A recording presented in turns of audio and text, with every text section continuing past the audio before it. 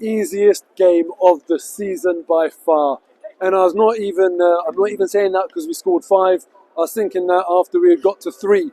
What what that was from Palace was just not even Premier League standard. That was so poor.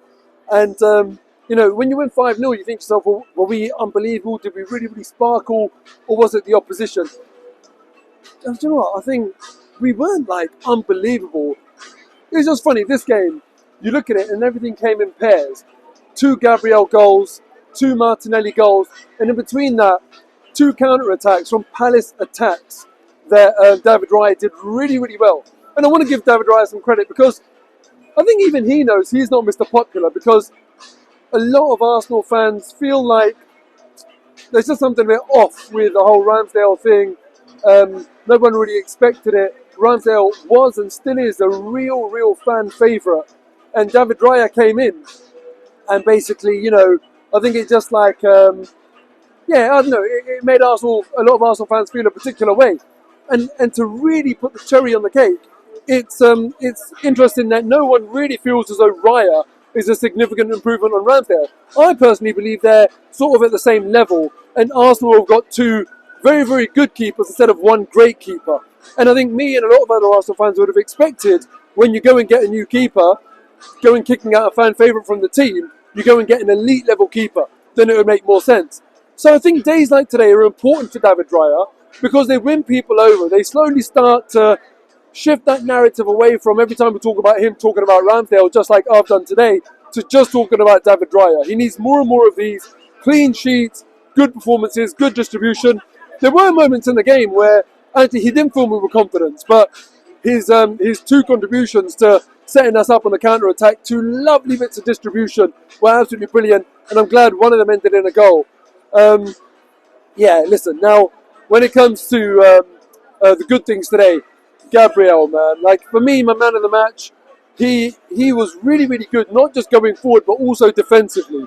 And the key, when you're a defender and you get a goal or two, is to keep that concentration on, because if you score goals but then make mistakes at the back and then concede goals, it's almost like do your job first, and that's what he did today. He was very good. How's it going, boys? Right?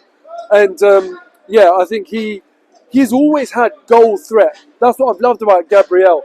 I'll include that in my 5 at 5 tomorrow, looking at past few seasons, his goal threat. He's always had that. And today it's interesting. Like obviously we'll look back on it for a team that struggles to score goals. We scored 5 today, but the game was made much easier for us after Gabriel did what he did by scoring those 2 goals from set pieces. Now, obviously, yes, we did score from open play, and as I said, we got 5 goals. It would have been very different if we had allowed Palace to think they can get something from the game and keep some motivation. The way their heads dropped was awful, absolutely awful. Saw their keeper Henderson having a word with all their players towards the end, maybe after the 4th goal, I think it was, because they had just stopped trying. And even way before that, in all honesty, they were just... It felt to me like an end-of-season game where they've got nothing to play for. They were not pressing at all. There was no intensity. Arsenal in the middle of the pitch had so much space, freely passing it around. It was a disgrace. And a few weeks back, I was speaking about West Ham fans with David Moyes, and I was criticising West Ham fans. And I was saying that, they're so lucky. They've won a European trophy last season, and they're doing well this season, etc. But I'm not going to say that for Palace fans. Palace, I completely understand and sympathise with your concerns and your frustrations because, my God, that was awful. It really was. And I would be livid if I was a Palace fan looking at my team. They did nothing in terms of intensity and pressing, nothing. In terms of creativity, all they could muster was shots from quite far outside the box. And that was it. So really poor. But you know what? This game for Arsenal was so important because, look, we haven't been very good recently and our results have suffered. So I was really happy that we could have that time away from the Premier League and sort of, just take the pressure out and get away from this, like, I'm not going to say crisis, but, this really poor form. And when I always thought, like, when we come back, it's very important what game we have next. And Palace was perfect for us today. They were the absolute perfect game for a team like Arsenal that needed a bit of confidence, that needed to get some goals. It was a perfect game for Arsenal today, but you still got to go and do it, and we did. So credit to Arsenal today.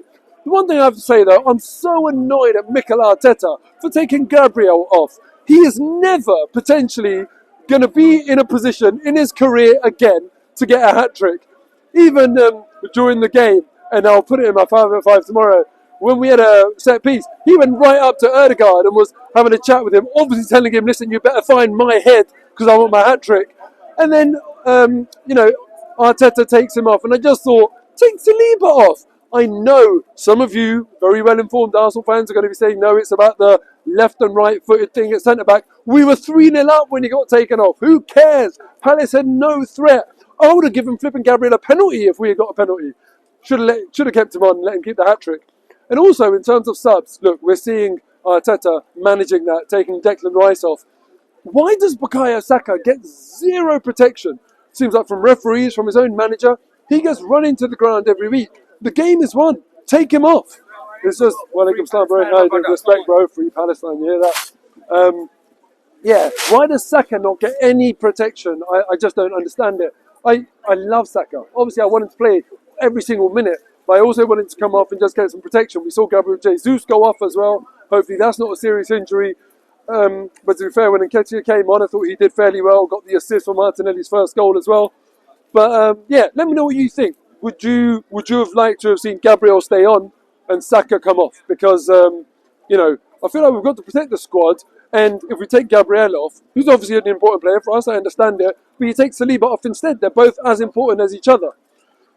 Now, Arsenal, was it 5 points behind Liverpool if they win, 3 points behind Man City if they win, their game in hand. We're still in with a shot, and this is why I was saying in the last few games, back the boys. That's got to be the message. There's a long way to go this season. Many, many more twists and turns. And Man City and Liverpool, it's an odd one because Man City now with De Bruyne back, yes, they are looking dangerous as ever. You can never ever sort of expect anything other than them just going on that march.